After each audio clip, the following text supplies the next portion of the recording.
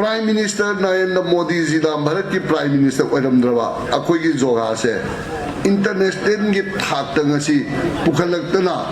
international day of joga hai no pangthoi se Eikhoi pangthom da su yae ba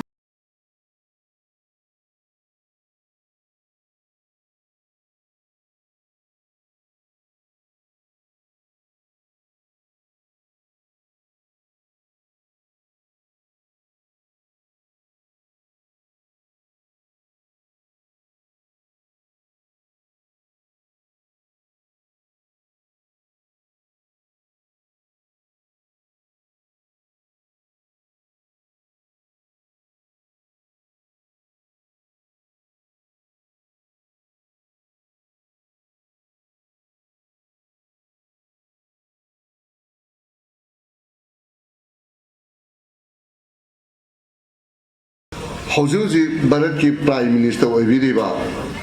Narendra Modi ji na 2014 ki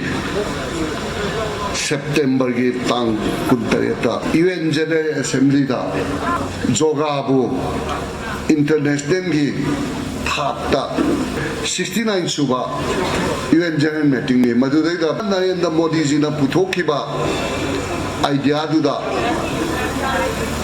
175 members da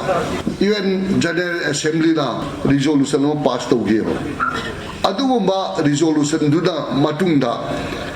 December ki tang 13 haiba 2014 da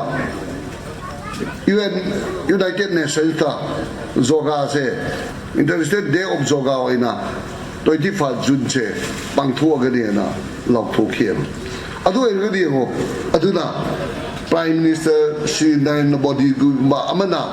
Bharat ki Prime Minister Oiramdraba Eikhoi ki joga sina international ki oina world ki oina sigumlaba joga de se pangthoi udero haiba joga de si paseng hairagadi Eikhoi June ki tang ku da han pangtho manero international ki oina taba 20 June da pangtho manero aduba haiba UN General Assembly dagi Narendra Modi ji na propose to gi matung dagi joga se 21 June se International Day of Joga ida laukthokre ma adubu 21 June se International Day of Joga ida laukthoi banamdi kari no ida 25 June se sahi abagi manungda khwaidagi sangba aduba numit tu oibana masidai se International Day of Joga se poida se da UN Assembly da lepki bagi matungina masi laukthokibani aduna sigumlaba yamna Eikhoi da sauthok sening oiba joga sina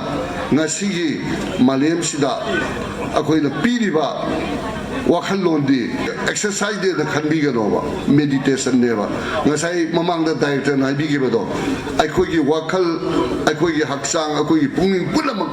shanti oina amade Eikhoi gi wakhal da natana pungning su kari su pulamak haksang pa da natana pulamak shanti oiba adugu makhat gi joga bani se khang ko de ye ngasi di nong monong gi hengal da world sida ngasi eba nu bisida joga gi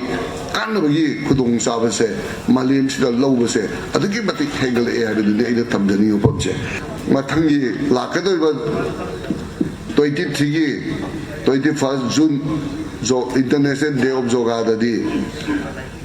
Manipur ki mapang khudimagta da natana moirangi kemdagi su mapang khudimagta laikai khudimagta club khudimagna amadi CSO singna NGO singna Eikhoi joga se mapang khudimta pangthokna na ba ai site gi appeal tawjari aduga loina moirang da di soida ma ki mathani lakadaba sahi da di joga ma phobje yamna da khayamna di pangthol ni ha se aina thajba thamjari aduna Eikhoi na Narendra Modi ji gumba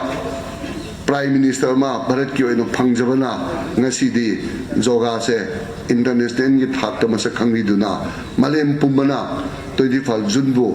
International Day of Joga haina laukthok pase masigi mahi se Eikhoi panongna Narendra ji gi mafam da ikai kum ho pham toi amade Eikhoi pungning hakchang bu wakhan bu punna nungai da leidana baidunta joga de se sida natala tabba matam du joga tawiduna Eikhoi panong ki pungning hakchang nungai na thamdana ba ai ngasi even mistagi ai isasu amade meam su ai appeal tawjadi masara ai meam dai losin